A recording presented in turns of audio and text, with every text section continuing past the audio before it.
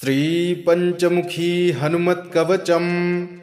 ॐ अस्य श्रीपञ्चमुखहनुमन्मन्त्रस्य ब्रह्मा ऋषिः, गायत्री छन्दः, पञ्चमुखविराट् हनुमान् देवता, ह्रीं बीजं, श्रीं शक्तिः, क्रौं कीलकं, क्रूं कवचं, क्रैं अस्त्राय फट् इति दिग्बन्धः। श्रीगरुड उवाच अथ ध्यानं प्रवक्ष्यामि, शृणु सर्वाङ्गसुन्दरी। यत्कृतं देवदेवेन ध्यानं हनुमतः प्रियं, पञ्चवक्त्रं महाभीमं त्रिपञ्चनयनैर्युतं, बाहुभिर्दशभिर्युक्तं सर्वकामार्थसिद्धिदं।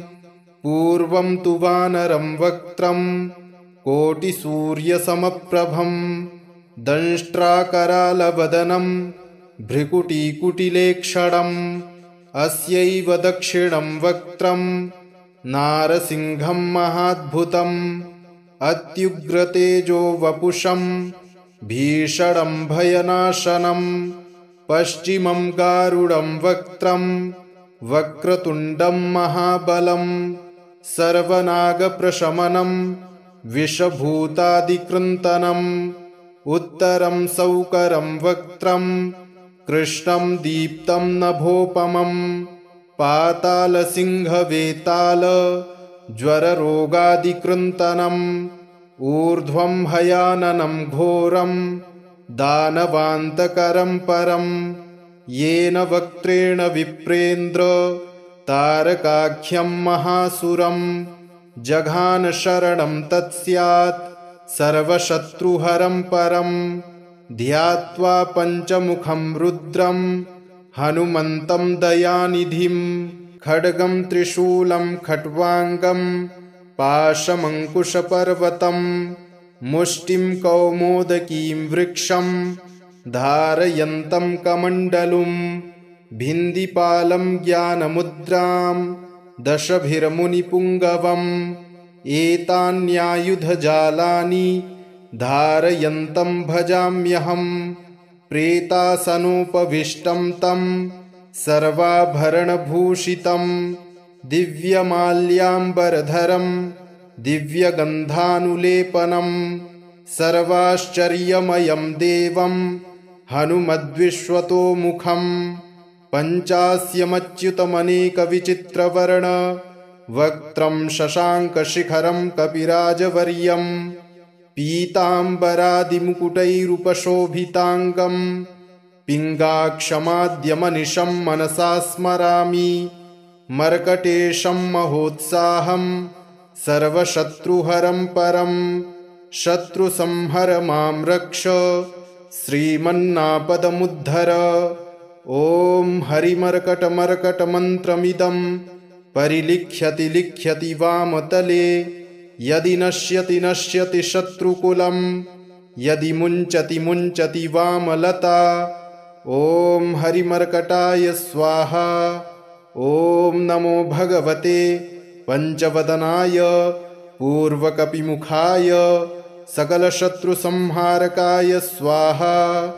ॐ नमो भगवते पञ्चवदनाय दक्षिणमुखाय करालवदनाय नरसिंहाय सकलभूतप्रमथनाय स्वाहा।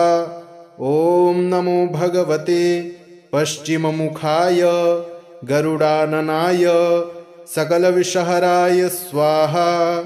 ॐ नमो भगवते पञ्चवदनायोत्तरमुखाय आदिवराहाय सकलसम्पत्कराय स्वाहा। ॐ नमो भगवते पञ्चवदनायोर्ध्वमुखाय हयग्रीवाय सकलजनवशङ्कराय स्वाहा। ॐ अस्य श्रीपञ्चमुखहनुमन्मन्त्रस्य श्रीरामचन्द्र ऋषिः अनुष्टुप्छन्दः, पञ्चमुखवीरहनुमान् देवता हनुमानिति बीजं, वायुपुत्र इति शक्तिः, अंजनीसुत इति कीलकम्। श्रीरामदूत हनुमत्प्रसाद सिद्ध्यर्थे जपे विनियोगः इति ऋष्यादिकं विन्यसेत। ॐ अञ्जनीसुताय अङ्गुष्ठाभ्यां नमः। ॐ रुद्रमूर्तये तर्जनीभ्यां नमः। ॐ वायुपुत्राय मध्यमाभ्यां नमः। ॐ अग्निगर्भाय अनामिकाभ्यां नमः। ॐ रामदूताय कनिष्ठिकाभ्यां नमः। ॐ पञ्चमुखहनुमते करतलकरपृष्ठाभ्यां नमः। ॐ अञ्जनीसुताय हृदयाय नमः। ॐ रुद्रमूर्तये शिरसे स्वाहा। ॐ वायुपुत्राय शिखायै वषट्। ॐ अग्निगर्भाय कवचाय हुम्। ॐ रामदूताय नेत्रत्रयाय वौषट्। ॐ पञ्चमुखहनुमते अस्त्राय फट्। पञ्चमुखहनुमते स्वाहा इति दिग्बन्धः। अथ ध्यानम्। वन्दे वानरनारसिंहखगराट् क्रोडाश्ववक्त्रान्वितं दिव्यालङ्करणं त्रिपञ्चनयनं देदीप्यमानं रुचा हस्ताब्जैरसिखेटपुस्तकसुधा कुम्भाकुशाद्रिंहलं खट्वाङ्गं फणिभूरुहं दशभुजं सर्वारिवीरापहम्। अथ मन्त्रः। ॐ श्रीरामदूतायाञ्जनेयाय वायुपुत्राय महाबलपराक्रमाय सीतादुःखनिवारणाय लङ्कादहनकारणाय महाबलप्रचण्डाय फाल्गुनसखाय कोलाहलसकलब्रह्माण्डविश्वरूपाय सप्तसमुद्रनिर्लङ्घनाय पिङ्गलनयनायामितविक्रमाय सूर्यबिम्बफलसेवनाय दुष्टनिवारणाय दृष्टिनिरालङ्कृताय सञ्जीविनी सञ्जीविताङ्गद लक्ष्मणमहाकपिसैन्यप्राणदाय दशकण्ठविध्वंसनाय रामेष्टाय महाफाल्गुनसखाय सीतासहित रामवरप्रदाय षट्प्रयोगागम पञ्चमुखवीरहनुमन्मन्त्रजपे विनियोगः। ॐ हरिमर्कटमर्कटाय बं बं बं बं बं वौषट् स्वाहा। ॐ हरिमर्कटमर्कटाय फं फं फं फं फं फट् स्वाहा। ॐ हरिमर्कटमर्कटाय खें खें खें खें खें मारणाय स्वाहा। ॐ हरिमर्कटमर्कटाय लुं लुं लुं लुं लुं आकर्षितसकलसम्पत्कराय स्वाहा। ॐ हरिमर्कटमर्कटाय धं धं धं धं धं शत्रुस्तम्भनाय स्वाहा। ॐ टं टं टं टं टं कूर्ममूर्तये पञ्चमुखवीरहनुमते परयन्त्र परतन्त्रोच्चाटनाय स्वाहा। ॐ कं खं गं घं गं चं छं जं झं यं टं ठं डं ढं डं तं थं दं धं नं पं फं बं भं मं यं रं लं वं शं शं सं हं लं क्षं स्वाहा इति दिग्बन्धः। ॐ पूर्वकपिमुखाय पञ्चमुखहनुमते टं टं टं टं टं सकलशत्रुसंहारणाय स्वाहा।